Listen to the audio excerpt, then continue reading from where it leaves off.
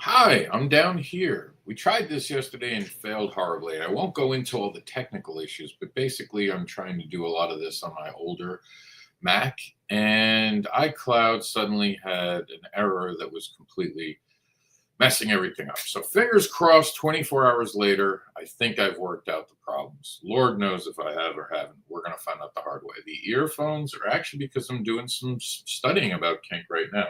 So while we make this video, I'll be in the background kind of cheering you guys on. This is BDSM 101. We're going to try to make this 1 hour. I'm not sure what we're going to be looking at because in this BDSM, we have 31 posts. If it goes over an hour or if we're not getting very far in the list, we might cut this into a part 2 and 3. I want these to be more manageable to watch. So we're probably going to cut this at about 20-25 minutes and do a part 2 and then do a part 3 just so they're more watchable. The first two, the BDSM001s, were over an hour each. Yeah, it's a little more work, but I think you guys are worth it, and I think the kink education is worth it. So we're going to go ahead and we're going to go into our playlist. Here we go. BDSM 101 starts now. Excuse me while I go back to my learning, because that's what I'm supposed to be doing. I'm supposed to be learning like the rest of you. So I'm listening to another kink creator's book, and you'll probably see a review maybe down the road. So stay tuned for that, but let's get on to it. This is BDSM 101. Welcome to the BDSM 101 playlist. In here, you're going to find the things that go on BDSM 001. So if you are new or just need a refresher course or want to make sure you got it all down, make sure you start at BDSM 001 and view the different topics and understand some of those very topics will be gone back over. We're actually going to stitch those videos and give it a more advanced look for BDSM 101, because BDSM 101 means you're thinking about actually playing. You've gone through 001, you now understand it, and you figure, yeah, this is something I want in my life. Welcome to BDSM. We're happy to have you. But before you go out there and you start doing things, let's go over the final bit of basics. When you're done with this playlist and module that we are recording over the summer of 2025, your next step will be to go to the KEDU or KEDU actual playlist, which is more, I wouldn't even say advanced. Some of it will still be a bit basic, but it's basic on a level of understanding. Because right now, if you haven't done the 001 or the 101, you fully don't understand BDSM and the kinky lifestyle we have now. All of BDSM has power exchange. So until we get to KEDU, you mostly are going to see a lot of kinks that might not actually have power exchange. So your first 101 actual teachable moment here is that if someone says they're into BDSM, they're into power exchange. While kinks don't necessarily need power exchange, there might be a top and bottom position where someone's in charge of the scene and someone is enduring and taking the scene. But that's not as much a power exchange with certain things. Like tickling, someone is submitting, there's a slight bit, but it's not a focus. BDSM, like, even though it's an umbrella term, will really focus into power exchange with another person, going into the sub-dom aspects. It's kind of, I hate to say it, but a minutia thing, and it's very personal dependent.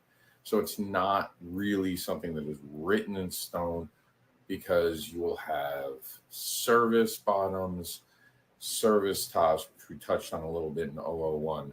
It gets complex. And BDSM 101 will start to deal with some of that complexity. And KEDU will take the complexity to the next level. So you're in the middle of your journey now.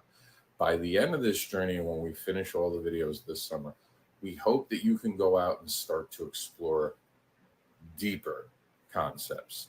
And while some of those deeper concepts will feel a little basic, some of them will go a lot deeper. And we probably will add certain playlists to go along with it. Our focus right now is getting you ready to be in the community, in the lifestyle, in understanding, fully understand consent, and understand many of the things that go into BDSM in the kinky world.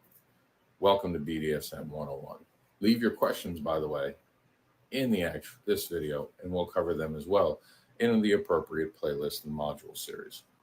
Welcome to the BDSM. BDSM is not inherently sexual. It is mental. We think about it, we negotiate about it, we communicate about it. We talk about our play profiles, our risk profiles. We make sure we're compatible.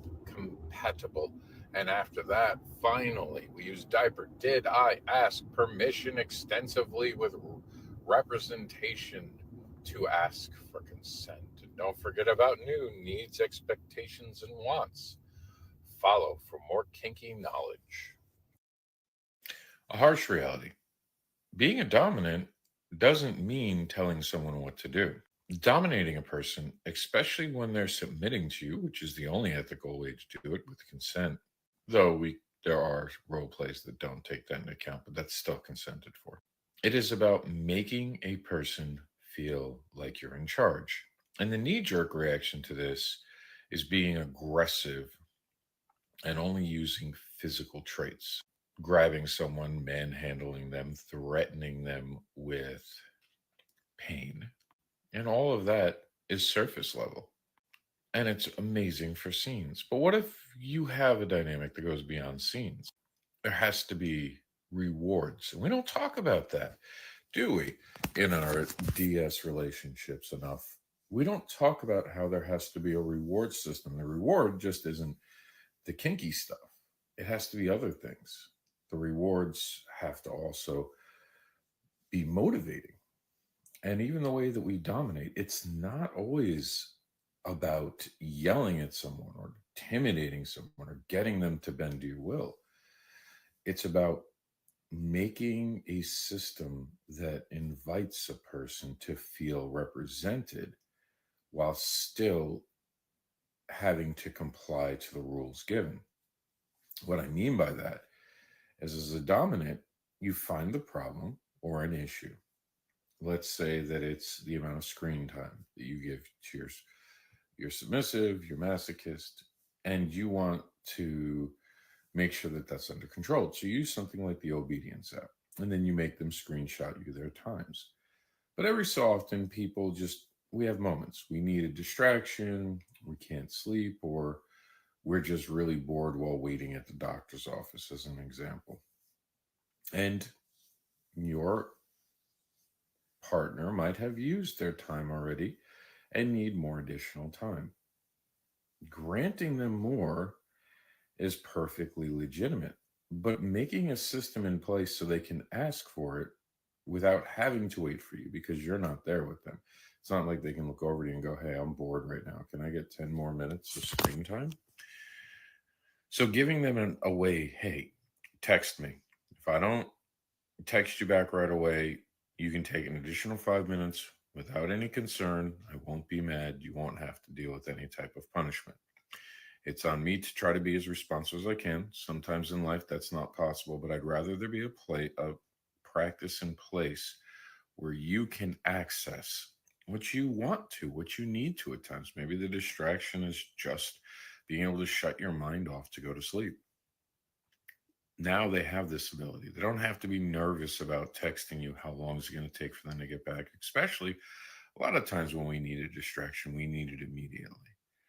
Make things, and it's not about making them easy. It is about making them work in a real world. So in a real world, someone who needs a distraction, if they're telling you they need a distraction, they need to use maybe, 10 more minutes on Google to look something up. If you have them even limited on Google searches and using like a browser, they need to do it generally in that moment. Teaching them to send the immediate text, letting you know that is part of your dynamic.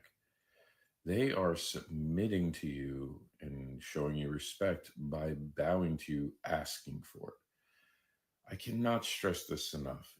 Making a person feel owned and your ward as a joking term, but as your possession isn't always just about you're mine, do as you're told. It is, okay, I've heard you. This is how it's going to be. This is our plan. And you will be compliant to this plan. And it's a fair plan that works for us both. They're going to be eager to still want to submit to you and be the good object that they want to be for you. And they feel recognized. I can't tell you how much recognizing your submissives matter. So many of you don't understand that. So many of you think when they say they want to be treated just like a toy, yeah, they do, but not all the time. They want to make sure that you still seeing them. Being dominant means being the leader. Be the leader you'd want to follow. Be fair. Be consistent. And be the person who's in charge. That means problem solving. That means making something that works, not just sticking by something on principle. Consider it. Because remember, BDSM is not sexual. There is no perfect one size fits all for everyone. And it's not something that you're going to figure out day one. Every day you're going to be met with potential moments that haven't been considered. So it is your job as a leader to come up with a plan, to then give the plan to the submissive as a form of negotiation. You don't have to ask permission, but you say, and this should be in your early stages. Hey, I'll come up with the ideas. This is how we'll handle it. I'll give it to you. If you have any concerns, please share them with me. You still want their input, and don't make that mistake. Your submissive's input is often more important than your own because they're the ones having to endure. It is your job to find things that they're willing to endure so you both can enjoy your dynamic together. It is not your job to make everything up and just become king. There are no kings in BDSM and no one owns it. We all have a personal connection to it. You have to be respectful of your partner's personal connection. Even the most submissive person is going to need moments where they're recognized. Recognition is important. That's why I put it in diaper.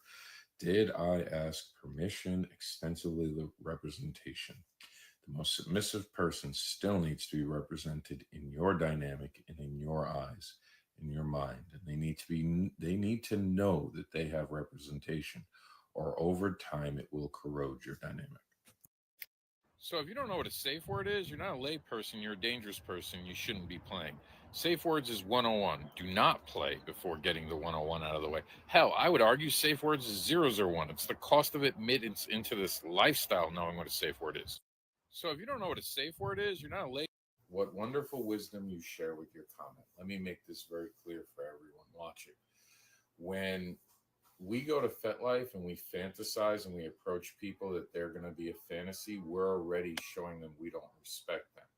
To be attracted to a person, to love a person's writing, to love their energy is one thing.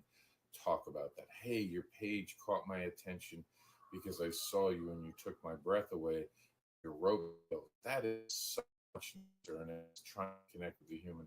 Being vulgar and instantly making them your fantasy tells us you shouldn't be in the community. I think FetLife should monitor that stuff more, but you're absolutely right. Before fantasy comes humanity. I want you all to realize that. If you're treating human beings as plastic pieces for your fantasy, you are dangerous. You don't belong in our communities, let alone this lifestyle. And trust me, there's going to be someone like me who roots you out. Thank you for your amazing comment. What wonderful wisdom you share with your comment. Let me make this very clear for you. Welcome to BDSM 101, where we go over the basics to the BDSM fetish and kinky lifestyle. On tonight's episode, we're going to talk about real basics: washing your hands, keeping your toys clean, making sure your environment is clean where you're playing. Even before play begins, even before we talk about consent, you want to drill it into your mind, just like a chef, just like an employee, that your hands, your implements, and all the things that are going to involve your kinky play be clean and hopefully as sanitized as possible. My suggestion is to have hand wipes and sanitizing liquid on you so you can quickly clean or sanitize your own hands. Let's keep all play as clean as possible. Also, keep a first aid kit with you. Really simple. And yes, we'll do a video about what should be in the first aid kit coming up. Stay tuned for more. Welcome to the BDSM 001 tips to staying safe. So here are some things you should know. Never meet with a person at their house. Always meet a person for the first time in a public place or at a dungeon or at a play party. Never, ever tell too much information about you to people who have not become your friends. Do not mistake someone having skill and popularity as someone who is safe. Do not consider communities safe. Communities are rife with predators. Be aware of that. Be mindful of it. Make people earn your trust. Trust is something that should be earned. Do not share pictures with someone who has not earned them. These pictures could be reused. Be clear about your expectations about any pictures you do send and where those pictures can be shown, or even what you expect that person to do with those pictures before you send them pictures. Make an agreement. If you don't want them sharing it with anyone, tell them these are just for you. If you do it, you'll betray my trust. Look at the red flag videos. There are a lot of things that are red flags. Figure them out quickly so you can see a predator from a mile away. And we have a red flags playlist. So we're going to go over as many red flags as we can to keep you as informed as you can. Also, safety, knowledge. Continue to get knowledge. It's the quickest way to be as safe as you can. Knowing things. Even if you're submissive, learn about the things you like. Don't expect someone to spoon feed you all the information. Empower yourself. As a dominant, you better damn sure know what you're doing. As a dominant or a top, make sure that your submissive isn't lying to you.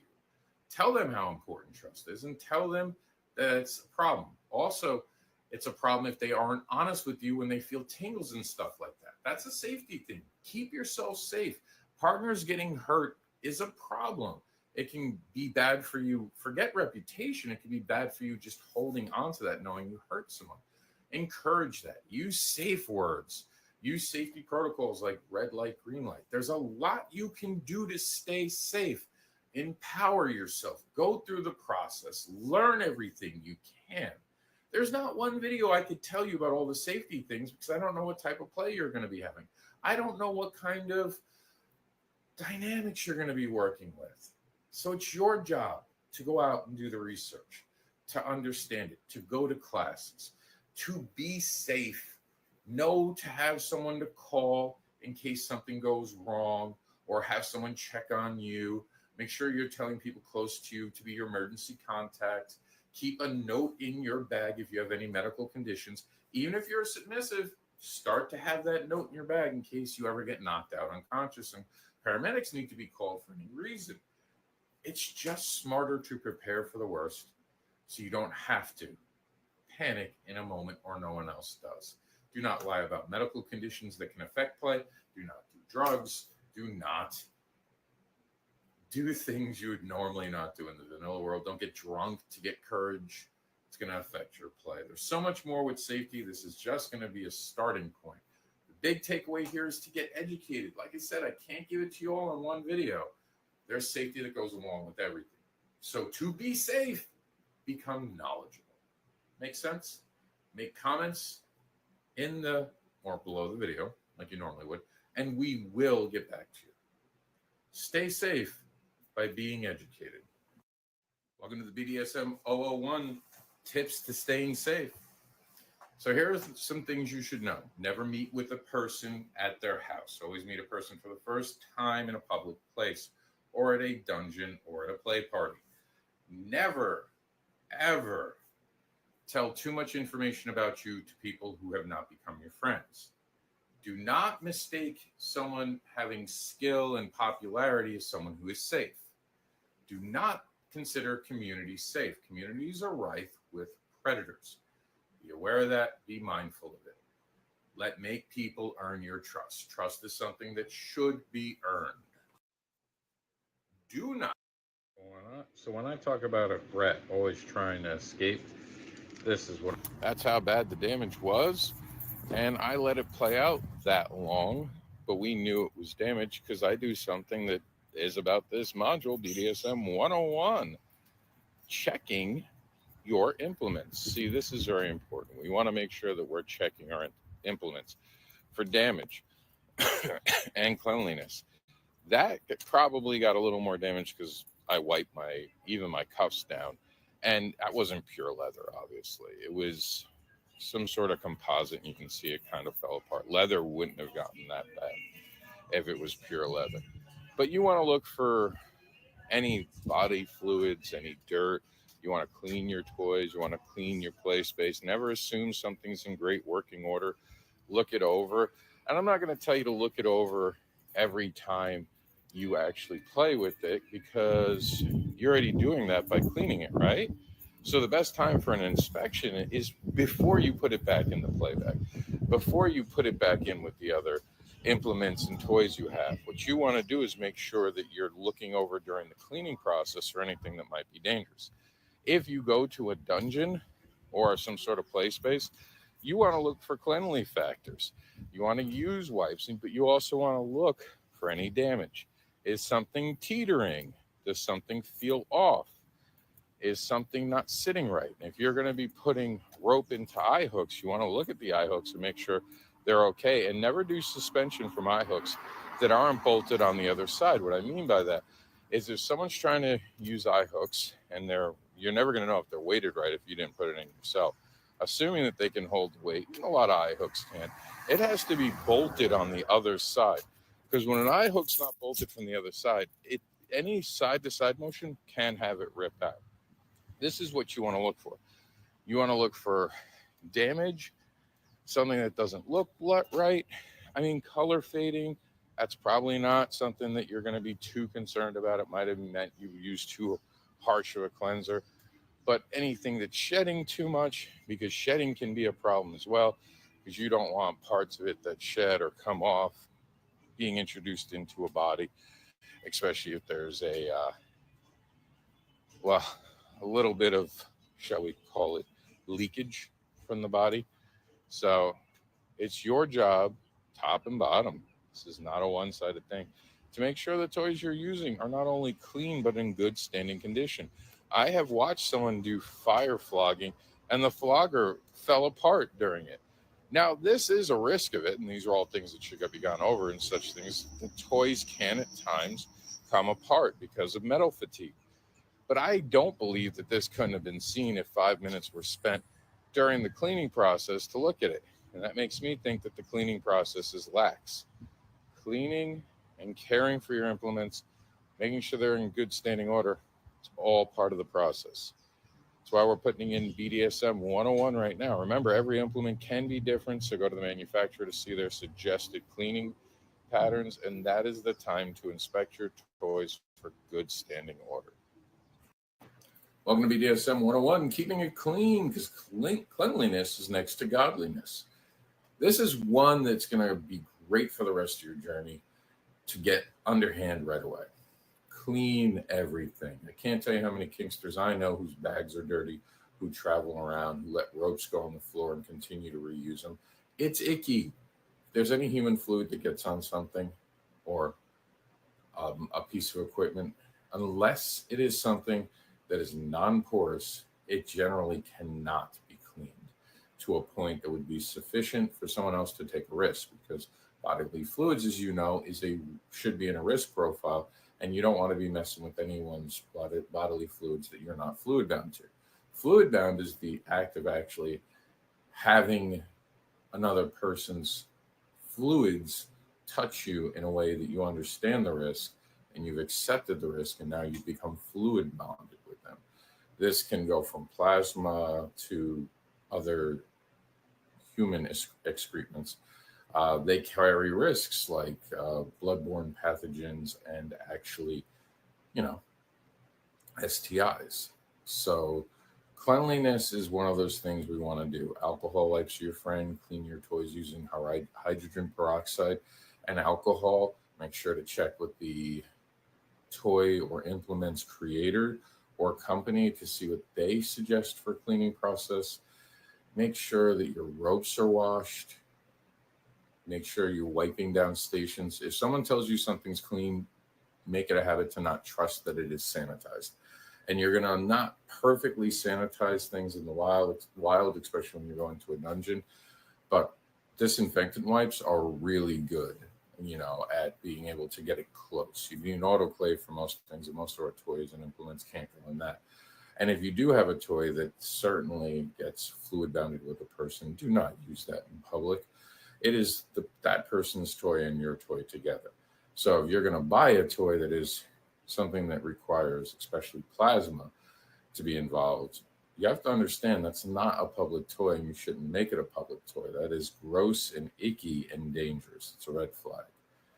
So cleanliness next to godliness. It amazes me how many people just don't care about keeping things clean. They throw everything in the duffel bag. They leave it in their car. Icky, icky, icky. Wipe things down. Keep them clean. If you go to a dungeon where the floor is sticky and things are sticky, you're in a bad place.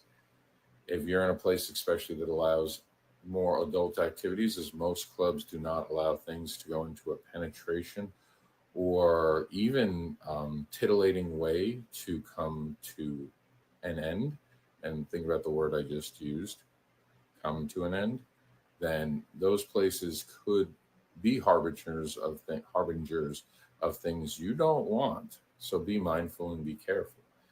Watch the rest of the BDSM 101 modules. And if you haven't already, go back to BDSM 001. Just find the playlists on our profiles, on our channel's main profile, and you'll see them at the bottom, just above all the videos. And stay clean and stay out of the ick. We'll see you in the lifestyle or community sometime soon. Make sure you finish this module so you're ready and nothing hits you as a surprise. Welcome to BDSM 101, where we talk about check-ins. This was a great comment, and we're going to hijack it to actually become educational for you all. This is going to be part of our BDSM 101 playlist, where you can check everything out that you need to, thanks to our brand new playlist found conveniently on our profile's main page, or our channel's main page, the profile for it. You can find it right above our videos. Like, seriously, where you see the videos start, just look above it. There's a bunch of playlists. So let's talk about what exactly a check-in is. So check-ins are these things that we do in the middle of play. I have always said, and I'll put this up here, the best way to do a check-in that does not really interfere with the scene. Almost lost you there. I need to check in with myself to make sure I know what I'm doing today. So this is the best way to do a check-in. When you first start playing with a person, tell them to open their palm. Tell them every time you put your fingers in their palm, they have to squeeze or we stop playing. That is, to me, the easiest check-in to do with my partners. That is a personal one. Educationally speaking, you can use language. What color are you at? If you're using the BDSM safety light system, which uses primarily green, yellow, red. So green, everything's great. Yellow, check in, slow down. Red, stop, let me go, let's talk. You can, of course, fine-tune not just those colors, but adding other colors for your dynamic, which can help you communicate without breaking the entire scene. Or you can use basic language. Hey, are you okay? Do I need to hit less hard? When I play with new implements, I generally go with basic language. How does this feel? Do you need higher, lower? And then we develop a pain scale. A lot of times when I first start playing with a person, I have a 1 to 10 pain scale that that 10 isn't even half of what I can do. I don't hit as hard as I can. You should never hit as hard as you can, as a bonus tip for this video. With all that said, if anyone has other suggestions, please put them in the comments below. But this is exactly what a check-in is. It's making sure your partner's okay. Understand some partners will go nonverbal, which is why this is a perfect way to communicate. You could also do thumbs up, thumbs down for certain people, or ASL, American Sign Language. Many things we can use. Make sure we're implementing things with our partners, negotiating them, going over how they will work. And never assume someone is good at doing it at first. Make sure they get used to it. I'll tell you right away, when I play with someone and I do this, I tell them if I put my fingers in here, they need to. It will start off as it feels like you're checking in too much. It feels distracting. I'm like, well, we're going to keep doing it. This is the price of admission to play with me. And I get accused of getting too many check-ins when someone's new. My comfort is a top also is why I'm checking in, because I'm learning how you're responding. because submissives very often don't realize how little communication they give us. And when you're hurting someone, body language always doesn't equate to what you think it does until we get used to knowing what it is. Facial tics. This is especially important in the beginning. You can learn by actually being educated or by guessing. That's why check-ins also should lead to after play reports, after play conversations. So it's been a very informative video. Thank you for the commenter for letting us have this BDSM 101 educational moment. And again, just so it's clear, a check-in is making sure your partner's okay. Anytime you feel like something might be off, maybe they've gone quiet, maybe their body's not responding, because someone can go completely into a trauma response and they'll just sit there and take anything you're giving them because they're having a traumatic moment. They could have also gone unconscious. They could be having something wrong with them and they're afraid to tell you. This is why we do check-ins. Make sure to give them an out.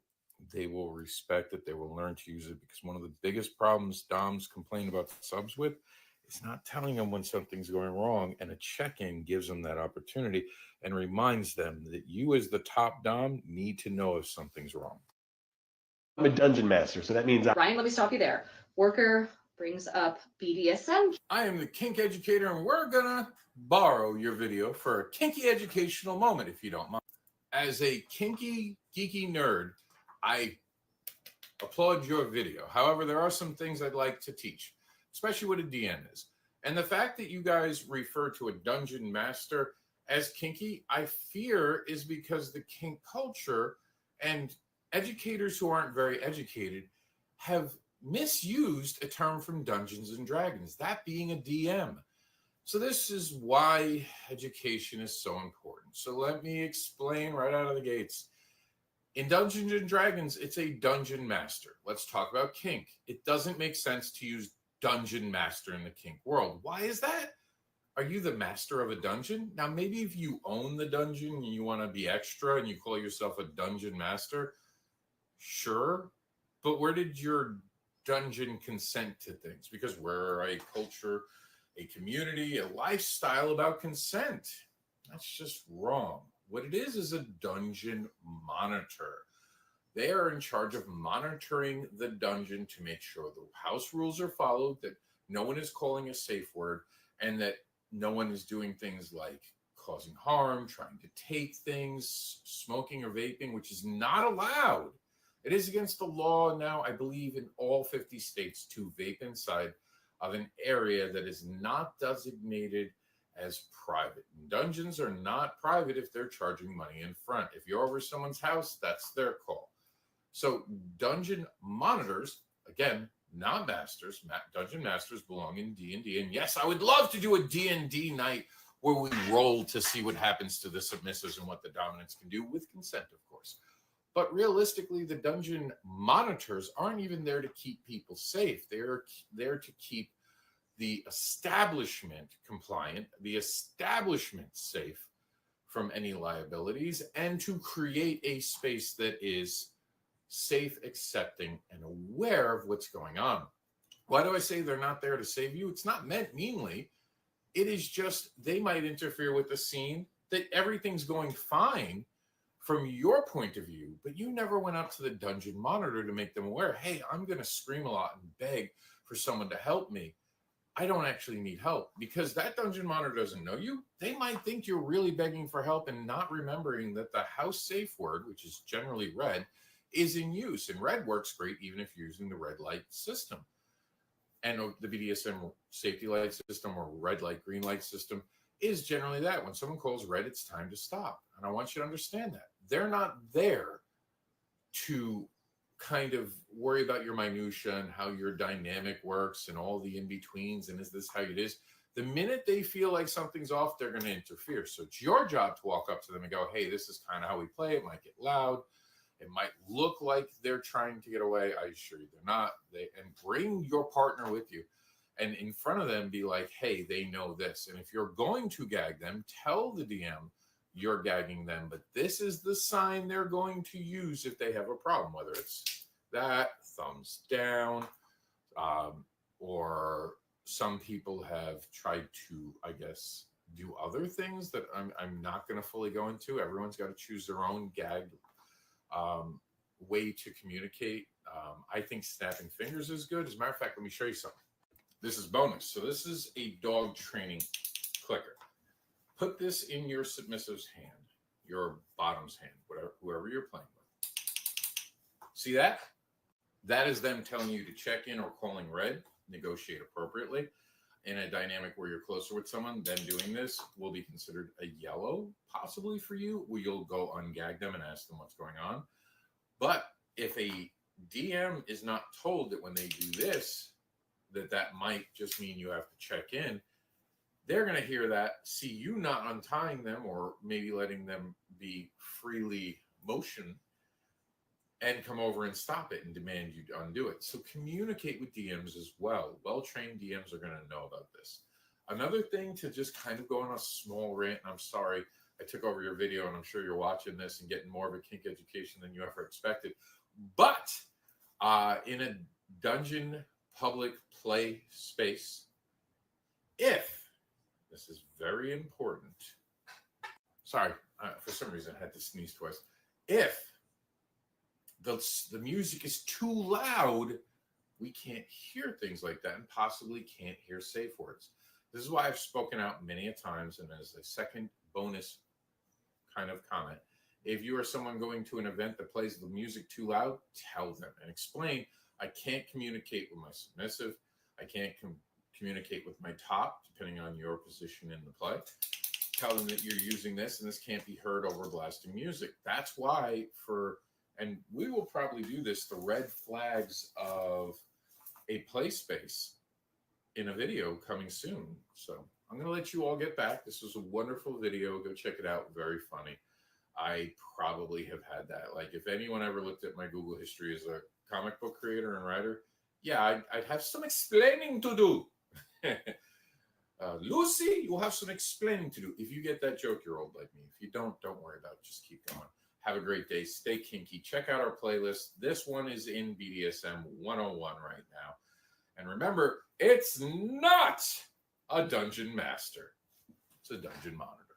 Anyone says otherwise, take a breath, stop laughing, and politely explain to them they're a dungeon monitor because they're monitoring things. They're not a dungeon master because they're not beating up the St. Andrew's Cross for being a bad piece of wood or metal. I'm not here to judge.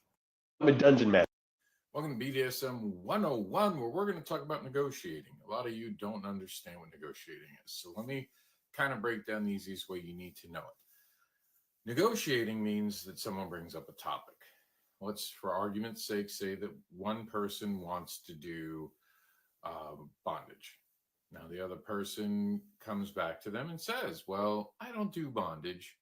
The conversation's over. If they said they don't, you don't try to coerce or push them at that point. Revisit it later. If while negotiating, they say, well, I'm interested in it, but I'd like to learn more. This is a moment where you don't push and you begin to apply the ability for them to learn by pointing them in the right directions or taking it on yourself and asking, well, what would you like to learn about this? Negotiating should not be the way that you see it on like law programs. You're not trying to overpower the other person. There should not be demands.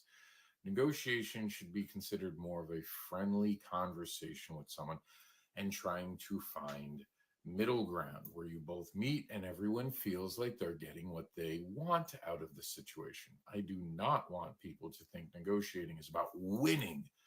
This isn't a court case. This is why we don't have contracts. Negotiations is your time to have a voice in building a dynamic. It is not trying to take advantage of someone, trick someone into something, and make them feel as though they're trapped into something. No, negotiation is where you use your honesty. Get very honest.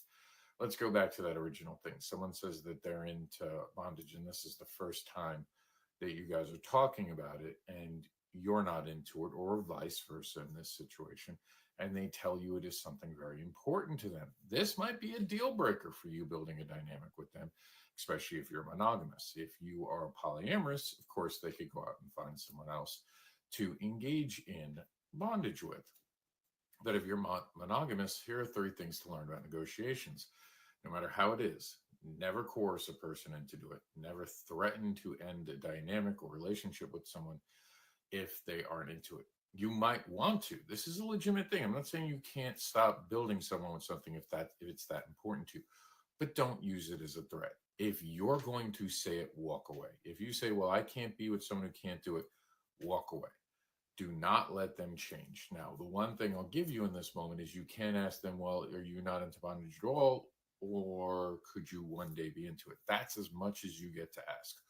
Even why aren't you into it? And that might make you have to make a hard decision of walking away from that relationship or dynamic, especially if you're monogamous. You do not force people to fit into your kink list.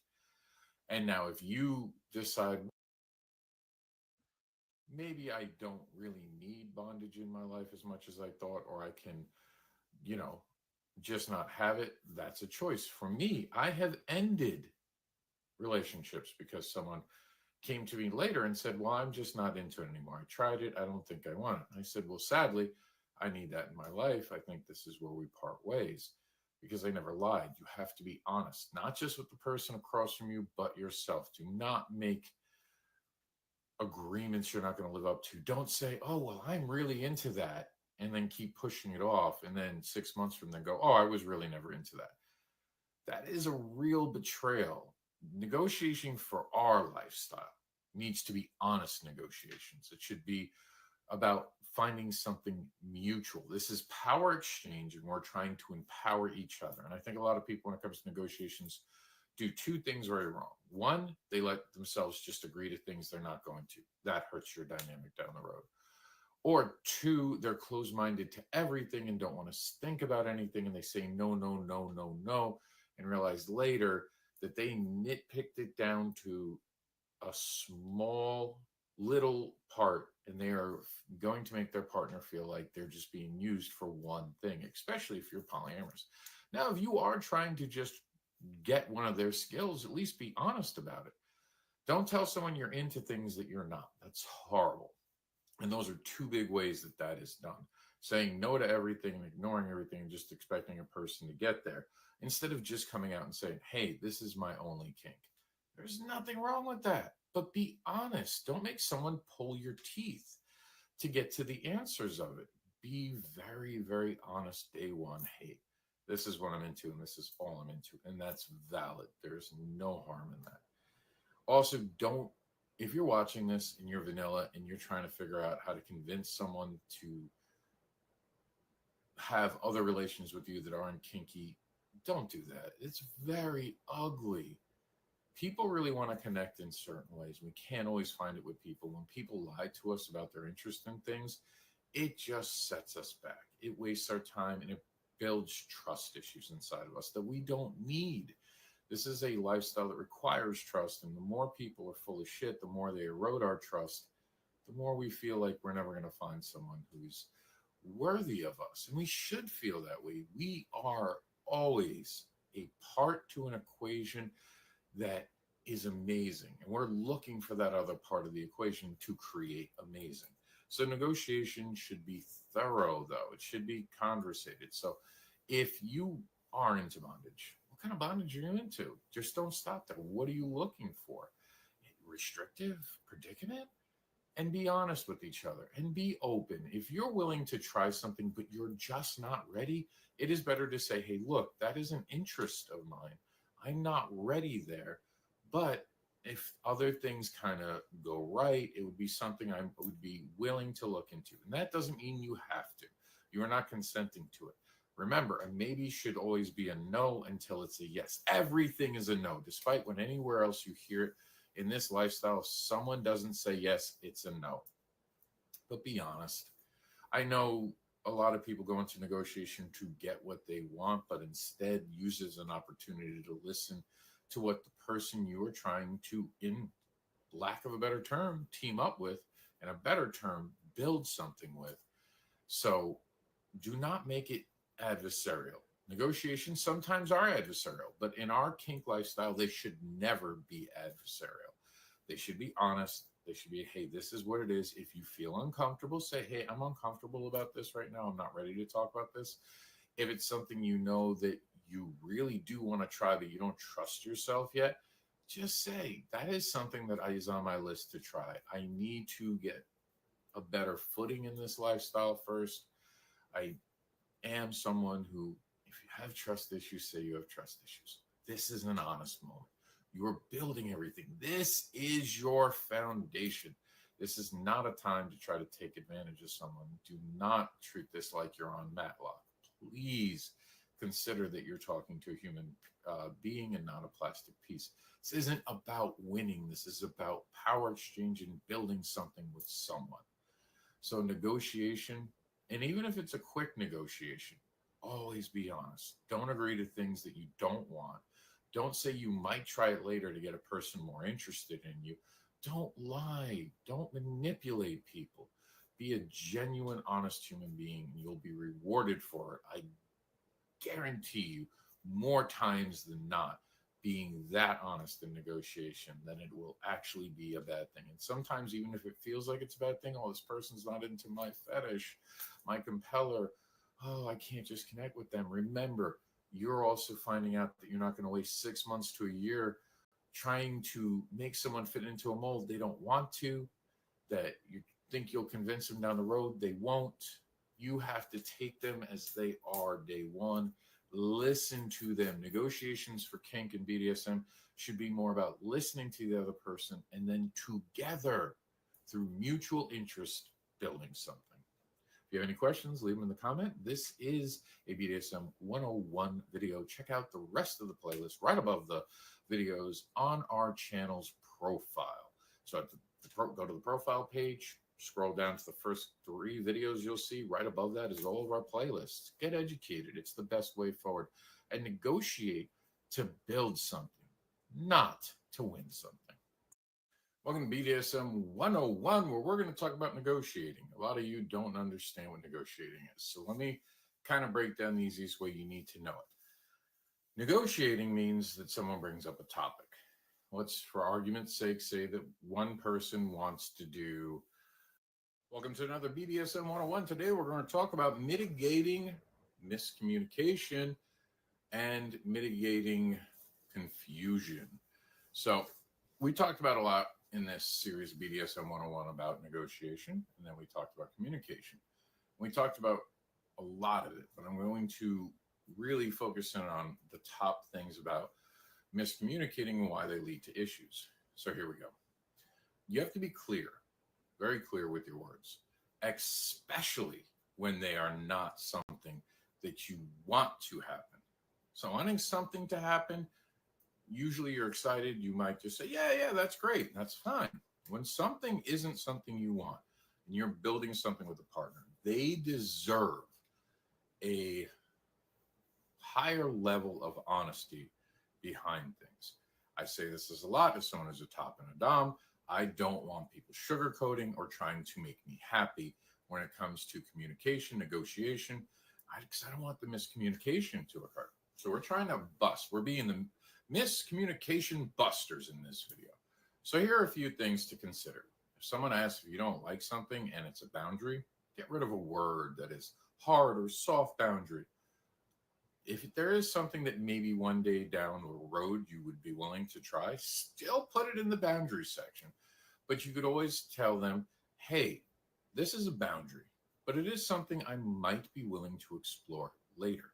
For now, let's leave it in the boundaries. I think when we teach soft and hard boundaries, we're going to have middle boundaries too, and that would be an age play thing. Gotta put some humor in.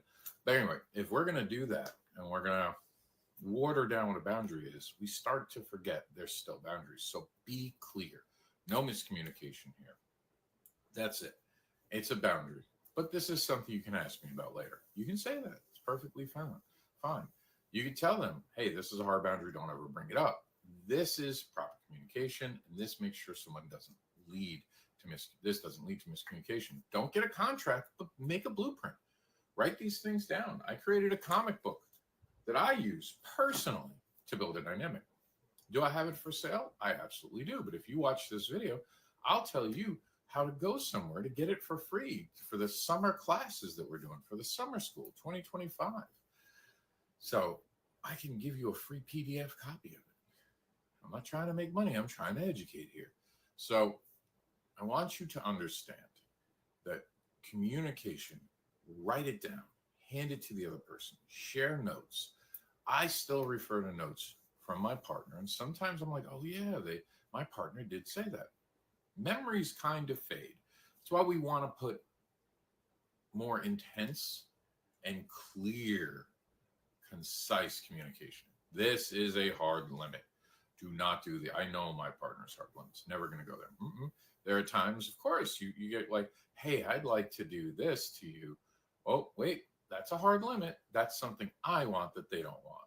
So remember, you are, no matter what side of the slash you are on, you are performing for each other, or you are experiencing something with each other, or you're living out who you are with the other person, depending on what stage you're at, whether you're a pickup play or you're in a committed relationship that involves someone wearing a collar.